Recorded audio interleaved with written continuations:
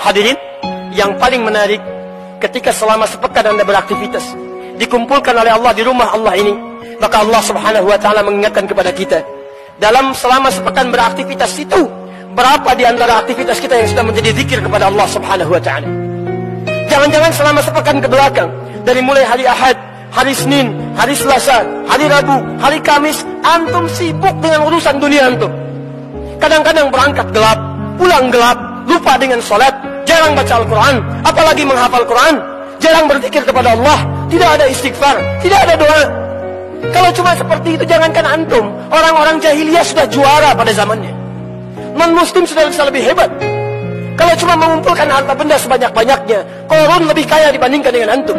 Wa inna mafatihahu latanu'u bil husbah, latanu'u bil usbah. Yang kunci-kuncinya saja, kalau dipikul oleh orang terkuat di zamannya, tidak mampu untuk dipikul. Kalau cuma bangga dengan kepemimpinan, Fir'aun lebih hebat dibandingkan dengan antum, dengan segala pasukannya, dengan segala kehebatannya. Tapi apa yang terjadi? Itu tidak bernilai di hadapan Allah Subhanahu wa Ta'ala. Seakan-akan Allah ingin sampaikan kepada kita, tipikal orang beriman beda dengan orang yang belum beriman. Orang beriman tidak hanya mencari dunia dalam sepekan kehidupannya, maka persiapkan akhirat Anda, karena suatu saat kita akan berpulang kepada Allah Subhanahu wa Ta'ala. Jangan-jangan Anda sibuk mencari dunia, berangkat gelap, pulang gelap, mencari sesuatu untuk kemewahan dunia Anda. Ingin rumah seluas-luasnya, ingin harta benda sebanyak-banyaknya, ingin mobil semewah-mewahnya. Padahal Anda yakini demi Allah, ketika masuk ke alam kubur, semua itu tidak akan dibawa. Maka pertanyakan pada diri Anda hingga saat ini. Pulanglah ke rumah, cek keluarga Anda, lihat bagaimana salat Anda sampai dengan hari ini. Jangan-jangan dari kemarin, untuk yang fardu saja bukan sunnahnya, masih terlambat dikerjakan. Jarang Anda salat di masjid, Quran masih belum dihafalkan, untuk baca masih belepotan. Hadirin, seorang Mu'adh, anak kecil usia 4 tahun, tinggal di kota Asyut, di Mesir. Matanya buta, tidak mampu melihat. Dia memohon kepada ayahandanya, "Ya abati, Bapak, uridul Quran, saya ingin menghafal Quran." Maka difasilitasi oleh ayahandanya, menempuh jarak 20 km dengan kendaraan motor yang sangat sederhana. Masya Allah. Kemudian diajak dia, singkatnya, menemui syekhnya. Dalam perjalanan, Masya Allah, ya, diatur oleh ayahandanya. Setiap di jalan Mu'adh bacakan Qurannya, ayahnya menyimaknya. Begitu demikian sampai dengan kemudian Mu'adh hafal Quran. Mu'adh hafal Quran. Anaknya yang buta hafal Quran, ayahnya mengantar tidak hafal Quran. Tapi yang paling menarik, secara singkat, ketika anak ini sudah hafal Quran, dalam keadaan buta, sanggup menghafal Quran dengan bacaan yang sangat indah itu, tiba-tiba datanglah kemudian seorang reporter dari Kuwait, karena kisahnya viral di media sosial. Datang seorang reporter dari Kuwait, mewawancara anak kecil ini.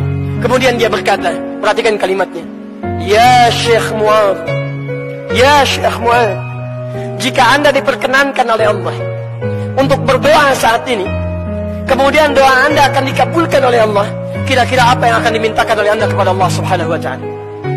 Perhatikan kalimatnya, "Wallahi, demi Allah, wallahi, demi Allah, saya sejak mulai menghafal Quran, dalam keadaan mata saya buta ini, sampai dengan saat ini, kalaulah saya diperkenankan untuk bermohon kepada Allah dan dikabulkan, saya akan meminta kepada Allah 2 hal dalam kehidupan saya. Pertama, perhatikan kalimatnya, wallahi, saya akan minta kepada Allah agar Allah terus membutakan mata saya sampai dengan kiamat. Agar Allah terus membutakan mata saya sampai dengan kiamat. Karena dengan buta mata inilah Allah berikan Quran kepada diri saya.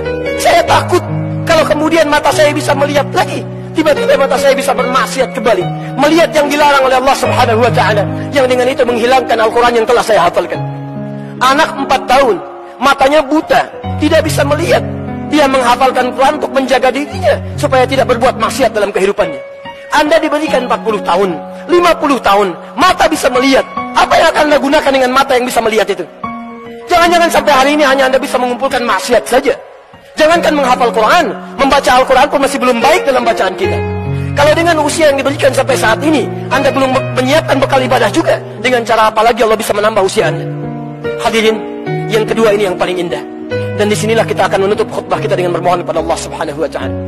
Perhatikan apa yang disampaikan Mu'adh. "Wallahi, saya akan bermohon kepada Allah Subhanahu wa Ta'ala, jika itu diperkenankan, saat saya datang di hari kiamat nanti, dengan tangan saya bergetar, kaki saya bergetar, dan saya akan menghadap kepada Allah sendirian tanpa ditemani oleh siapapun, termasuk ayah saya yang menemani saya. Saya akan katakan kepada Allah pada saat itu, perhatikan kalimatnya, Ya Rabb, Ya Rabb, jika sampai saat ini hamba menghadap kepadamu, masih kurang bekal hamba ya Allah untuk bisa masuk ke dalam surga. Mohon ya Allah, mohon kurangi hukuman hamba ya Allah dengan Quran yang telah hamba hafalkan ini. Mohon kurangi hukuman hamba ya Allah dengan Quran yang telah hamba hafalkan ini. Ada anak usia 4 tahun, matanya buta, tidak sanggup untuk melihat. Dia masih memikirkan bekal untuk kembali kepada Allah Subhanahu wa taala dengan menghafalkan isi Al-Quran. Anda diberikan 40 tahun, 50 tahun, 60 tahun, matanya sehat, fisiknya kuat. Bila sampai hari ini saja belum sanggup untuk sekadar membaca Al-Quran, butuh berapa lama lagi waktu yang dibutuhkan oleh Anda untuk kembali kepada Allah Subhanahu wa taala, mendapatkan kebaikan-kebaikan. لدنا القاس والقريب